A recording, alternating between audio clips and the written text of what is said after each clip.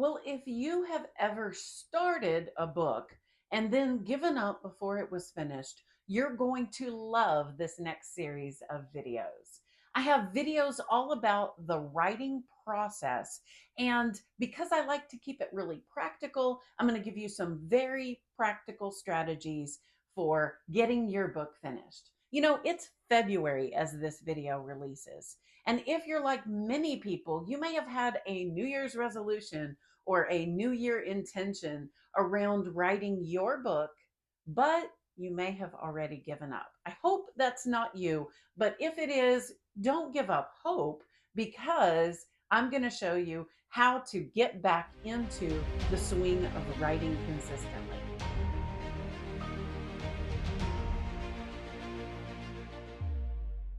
Welcome. I'm so glad that you chose to join me in this video. I am Dr. Denis'Thomas, and I have written a dozen books, and I am a licensed professional counselor and a former professor.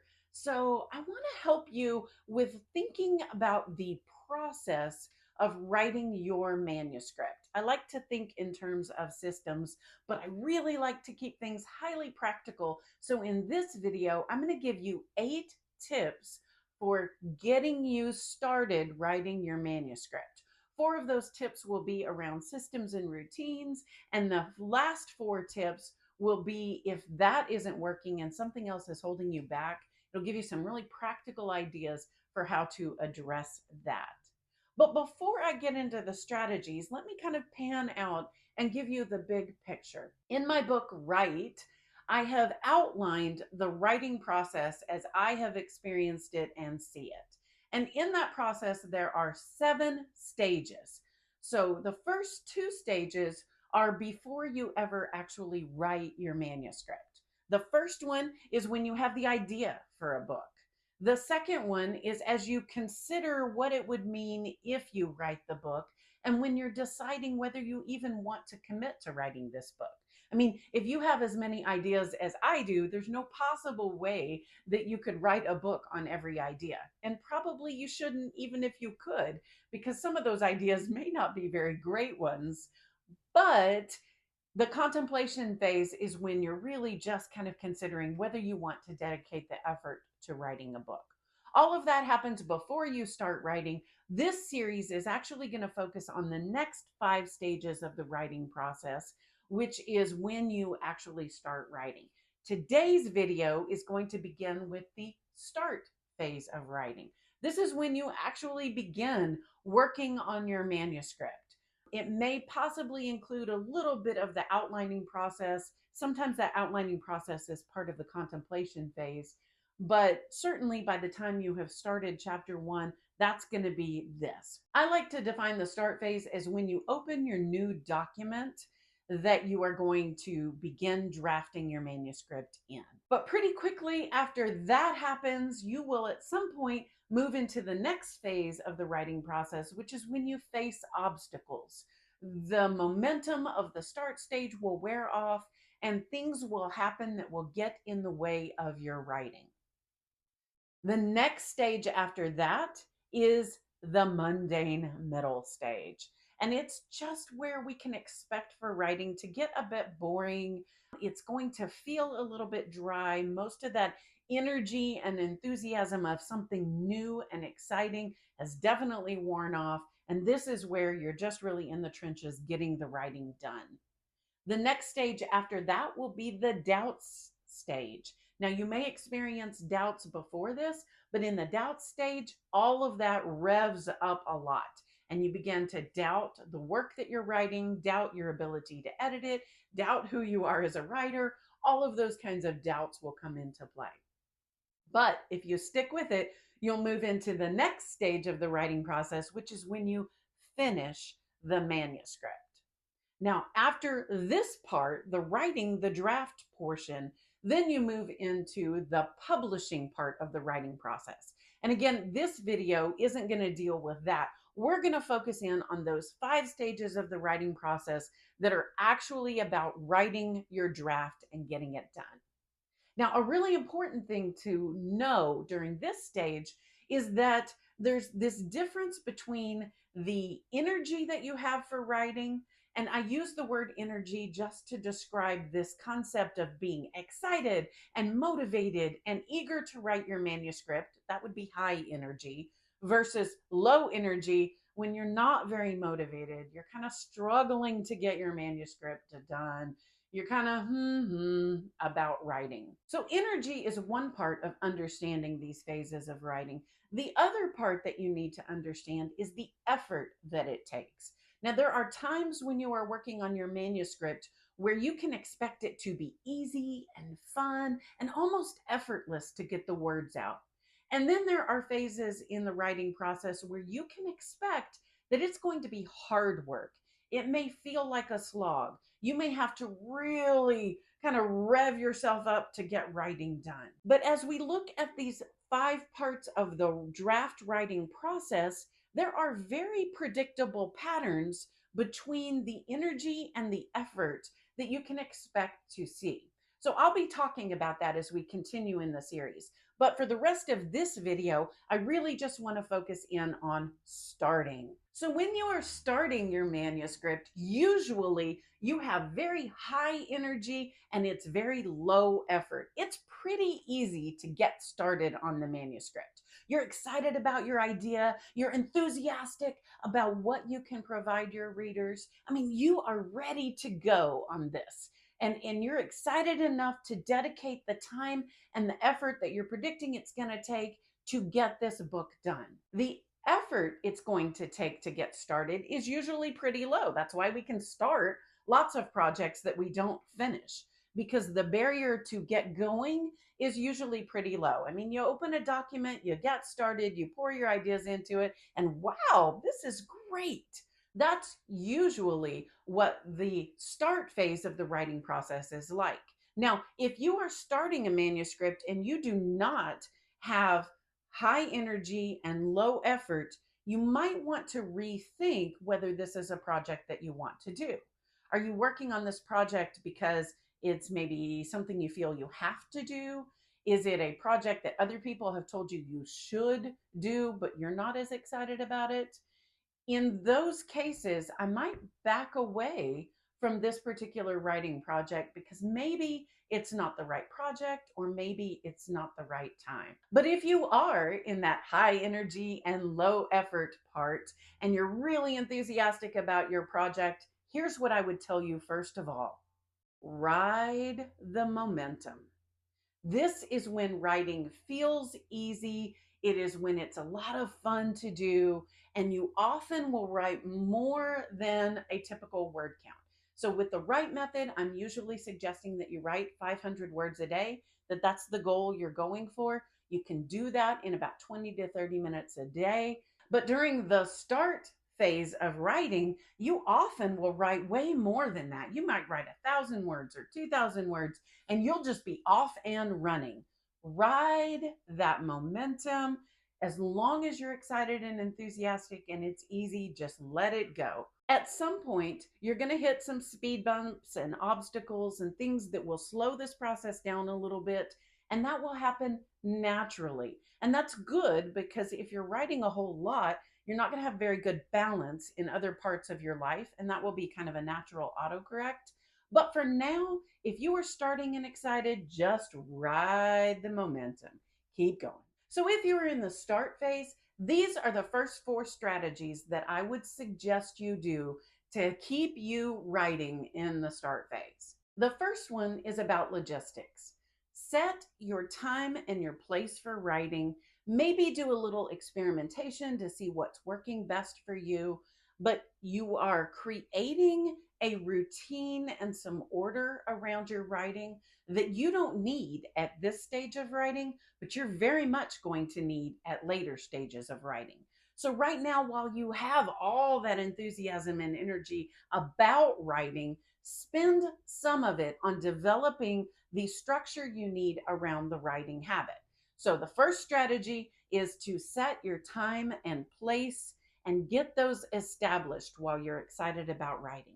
The second strategy is to set up your get started routine. Now, this should be super quick, preferably less than a minute, but just 2 or 3 things that you do that get you cued and ready to write. So if you like to listen to a playlist, have that on and get your headphones in. Get your laptop or whatever device you're using open and queued up and ready in the document that you need. If you like to have a beverage nearby, have that ready to go. Whatever it is that you do, very few quick things that you can create a sequential order to do that cues you and lets you know it is now writing time. Go ahead and play with that. Again, while your energy is high and the effort is low, you can kind of experiment and tease these things out. But the most important thing is that you create some sort of quick startup routine. You will do that naturally, but you want to be intentional about it because you don't want your startup routine to be procrastinating or playing things like checking social media or surfing the internet. You want to be really focused in your writing, and this gives you the opportunity in less than a minute to really intentionally get that focus going. Again, just like the first part, you don't really need it so much to get your writing done at this phase of writing, but you will very much need that to get you going quickly later on when the effort is much higher. The third strategy is one of my favorites, but it's probably the most boring thing on this list. And that is create a word count log. I know you mentioned spreadsheets and people just kind of glaze over a lot of times, especially really creative people, but you need a way to keep track of your writing.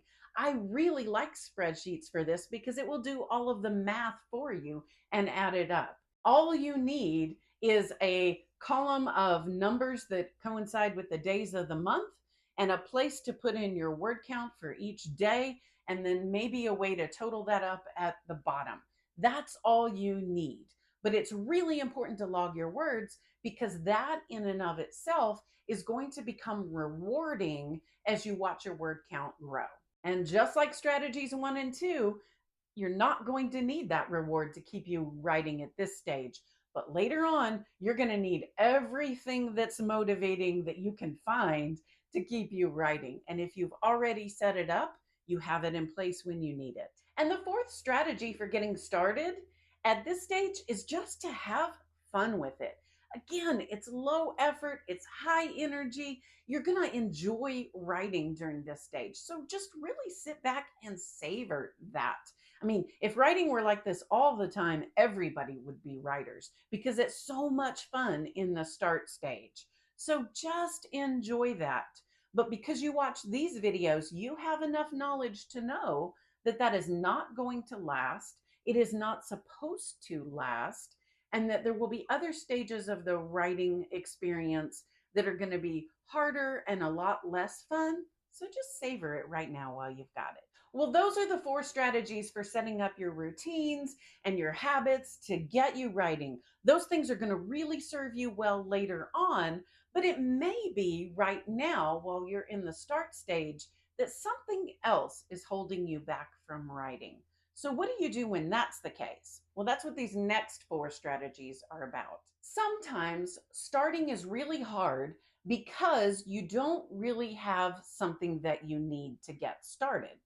So the first strategy in this category, I guess that would be strategy 5, would be to ask yourself what you need to start your book. Now, it may be that you need something like a device to write on. It may be that you need a quiet space, but often it may be that you need a little more information about even how to get going on this book because you're not sure even what you want to put in it. Maybe what you need is a buddy who's going to ask you about that. Now, in the start stage, is the time to get the things that you need. And often, the best way to figure that out is just to pause and say, what do I need to write this book? Strategy 6 is to set yourself up to write this draft as if nobody else is going to read it because they probably aren't. Nobody should be reading your draft. Your draft is the really rough version of your book. It's unpolished. It's not ready to go. It's not fully developed. It's where you're getting everything out of your head and all of the words into your document in some sort of a form that's going to make sense. But you're going to play with that. You're going to edit that. You're going to polish that. So nobody else is going to read this draft. So keep in mind as you are writing, nobody else is going to read this. The purpose of the draft is for you to get the contents of your book out of your head and into a document. The purpose of editing is to make it ready for your readers. Strategy 7 is perhaps the thing that's making it really hard for you to write is that you're not sure if it's good enough. So this strategy is to go ahead and agree with yourself. Maybe it's not good enough. It probably isn't. Again, it's just a draft. Drafts aren't supposed to be the great American novel. Drafts are just a place for you to get it out so that you can turn it into a workable manuscript. But you can't do that part unless you get the draft done. So anytime you're doubting your abilities and you're thinking it's not good enough, go ahead and agree with yourself. I'm right. It's not good enough, but that's okay. And the last strategy is to honor your fears and hesitations. The goal, the entire goal of the start phase of the writing process is to get you started writing. And so if you have fears or hesitations or anything that is holding you back from writing because of your cognitions, the way you're thinking, or your emotions, the way you're feeling, then just honor that. Those things are there for a purpose. You can watch my last series if you want to know what that purpose is. But just start writing anyway. You don't need to argue yourself out of the way you're thinking or feeling. This is really just about writing anyway. Whatever it is that's holding you back, honor that and write anyway. If you're really struggling with this, it may be good to pause and move to your journal and write in your journal as you're trying to figure this out until you're ready to get into your manuscript and really get started. So starting a draft is usually pretty easy. It's supposed to be pretty easy at this stage, unless you are self-limiting. If you are self-limiting, then figure out why you are doing that, what it is that's holding you back, and just allow that to be true while also writing anyway. That is how you learn to create safety for yourself to be able to write and write vulnerably, to actually risk whatever could happen by putting your words out into the world. You build safety with yourself. You're not going to lie to yourself. You're not going to argue with yourself because maybe those things you're afraid of will happen. But what if they don't? What if you didn't limit yourself? Then writing at this stage would be a lot of fun. So ride that momentum, enjoy the start stage of writing. Oh, and by the way, have you subscribed to the channel? If you do, these videos will appear in your feed and you'll get to learn more content like this. Well, if you're interested in learning more about the phases of the writing process, I have a playlist, a video for each of the phases, and that's right over here. You might want to watch that next.